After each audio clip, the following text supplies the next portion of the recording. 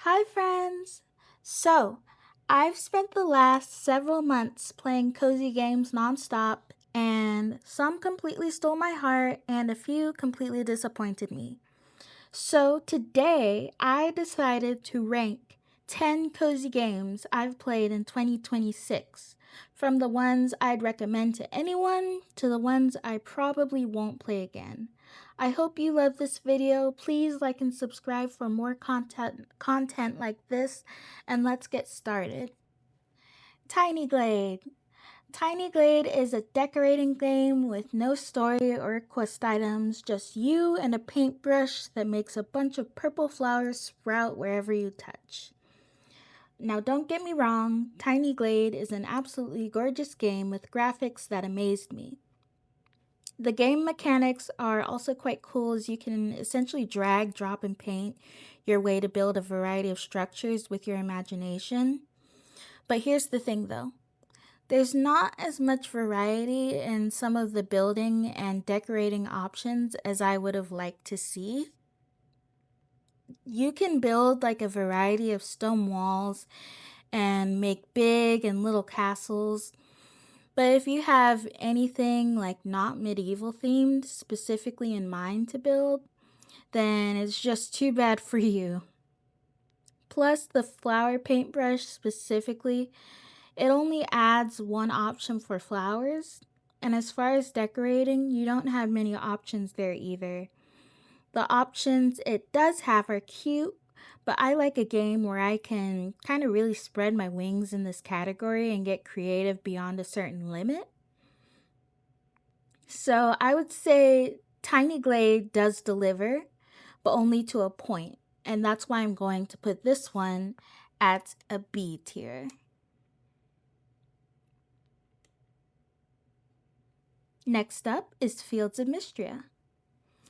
So, Fields of Mistria feels like a copy and paste of Stardew Valley in a good way, with similar gameplay and kind of a similar art style. This game brings you the same good vibes you get from playing in the valley, to be honest. Its art style is a little more anime inspired, like Stardew, I would say. You have your main skills to build upon, including fishing, ranching, gardening, foraging, and mining, plus bug catching and excavation. And then you have relationships you can build with townspeople as well as main story quests and billboard goals to keep you busy throughout the game. Fields of Mistria is loads of fun and plenty to keep you busy for a good while.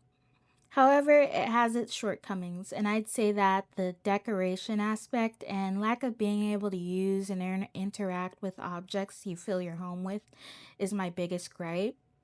Sure, you can find plenty of furniture to fill your home with, but there's not a lot beyond a few styles of furniture to choose from. I have a similar issue with the clothes you collect throughout the game. Sometimes I just want a cute blouse, but instead I get a ninja mask or adventurer's cap. This kind of thing happens out the game, so in my opinion, it's hard to dress up your character the way you want if you want to wear cute clothes or clothes you'd wear in real life. Despite the limitations of personalization and customization, I would put Fields of Mistria at an A tier. It's still a very fun and charming game that'll keep you entertained for hours on end. So this is going to go in our A tier. Next is Restory. The full game of Restory has yet to come out, so I'm judging it based on its demo. And honestly, for what it is, Restory was a lot of fun to play. You take requests from customers, fix their items, and even decorate and customize items and put them up for sale. I had so much fun playing this game. I did not mind the fact that it's not a full-bodied RPG where you can roam around the streets of Japan where it's set, but I still had so much fun methodically doing my job that I didn't mind that we're stuck behind a booth taking orders in the game. I genuinely had so much fun playing this demo, and the graphics are a cute mix of like manga style 2D and beautiful 3D. gameplay that I really liked. I'm gonna have to put Restory at an S tier because it's been a while since I've had that much fun with a game that I could sit for hours and play the whole demo almost in one sitting, which I did.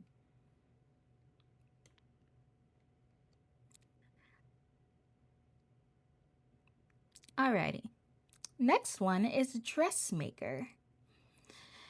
So, speaking of playing the demo in one sitting, another game that has yet to be fully released is Dressmaker. I played the demo and I fell absolutely head over heels for this game. You take orders from customers with specific instructions, but with those orders, you get to create your own interpretation of pretty much whatever kind of dress you'd like to make. As the story continues, you unlock more features and fabrics for your dresses, so the fun grows as you're able to have more and more options for creating your dresses. The graphics are a lovely mix of 2D and 3D, kind of like Restory. And I ended the demo in pure disappointment that I couldn't continue accepting orders and dressmaking. I had so much fun with this game. I can't wait for the full version to come out. So I'm putting Dressmaker at an S tier for sure. I really love this game. Moonlight Peaks. Next up, we've got Moonlight Peaks. And Moonlight Peaks is one of the most popular farming sims of 2026. You play an adorable vampire who's moved to the small town of Moonlight Peaks. I like Moonlight Peaks, and there's a lot to do in the game. However, I find some things annoying about Moonlight Peaks. For one thing, decorating your house is difficult when it's not that common to find many recipes for crafting, and the store only sells 3 items of furniture each night. Additionally, your stamina runs out fast every night. So if you've gotten into the groove of mining, chopping trees, etc., you'll be fresh out of energy in 2 shakes of a leg. The rest of the game is pretty fun, and there are a lot of quests and cutscenes to keep you entertained, but I also personally was not that entertained by some of the cutscenes. To be honest with you, I found myself yawning or just waiting for them to end so I could continue whatever I was already doing that night. For these reasons, I give Moonlight Peaks a B tier rating, not a beer tier rating. B tier.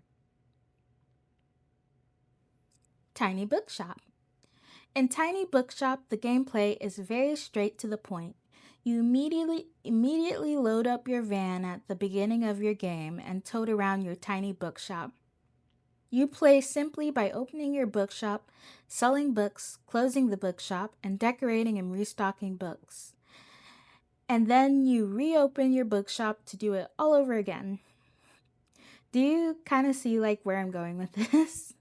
Tiny Bookshop is a cute little game that can keep me entertained for about 30 to 45 minutes at a time. But when it comes to actual story and gameplay, I find that I'm playing a more passive role and watching people buy books, pay me not much money, and leave my bookshop every day. There are characters to meet in the game, but otherwise there's just like not that much substance to the game. I find playing it becomes monotonous pretty quickly, and for this reason, I'm putting Tiny Bookshop at a C tier rating.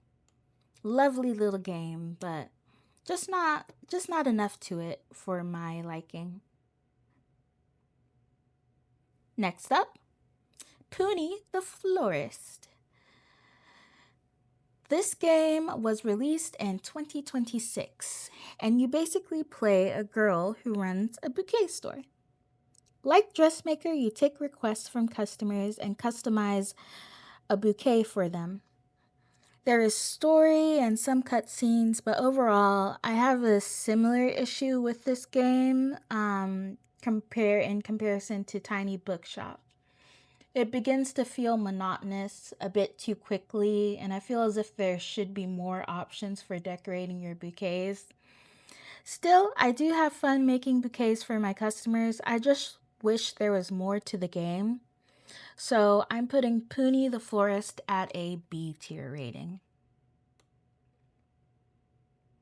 let's do Among Trees. Among Trees is a cozy version of a wilderness survival game. You live in a cabin in the woods and you'll explore the woods to find materials to build tools to expand your cabin. Among Trees is probably one of the most beautiful games on this list, with a gorgeous green, blue, purple palette and a serene nature setting. I have hours and hours of gameplay racked up in Among Trees for a reason. It's a game I easily got addicted to. However, if I had to critique Among Trees, which I will because that's the point of this video, I would say that finding food and resources is too difficult in this game. You really have to scrounge for food, and your character becomes thirsty and hungry too quickly, so you will end up having to run around for days at a time just trying to keep your character from dying, when you'd rather be doing something else in the game. Additionally, the map is very difficult to follow. You're given a compass, but it's honestly not much help. I'll give Among Trees an A tier rating. It's a fantastic game, but if it weren't for the specified limitations like starving all the time, not being able to find food, it being too survivalisty, it could have been an S tier game, but I'm going to put it at A tier. It's a lovely game. I really enjoy it. Next up is 2 Point Museum. In 2 Point Museum, you run a museum and you go on excursions to discover new exhibits to put in your museum. I feel like this is a fun game, but it doesn't have as much customization and strategy as the other 2 Point games, in my opinion. I found myself getting kind of bored after a little while because there's not a whole lot of options for customization and decoration of your museum compared to the other 2 Point games. I'll have to give 2 Point Museum a C tier rating. It had potential, but it's a little too monotonous and doesn't live up to its predecessors.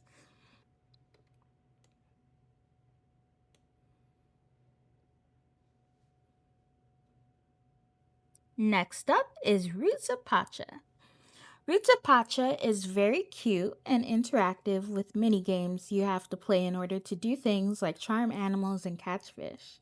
I like the challenge of working towards so many goals in the game, like opening up new areas of the mines and charming animals to befriend them and eventually keep them as pets. But after a whirlwind of creating inventions and charming an adorable baby elephant and bunny to stay with me in my home, it felt like I quickly ran out of main quest goals. Once Pacha was modernized enough, the main story just kind of petered out, and I didn't really like that. I could still farm and make friends, but it ultimately felt like the game was over after a certain number too quickly. So for that reason, I'm going to put Roots of Pacha at a C tier. Good game, but not enough story.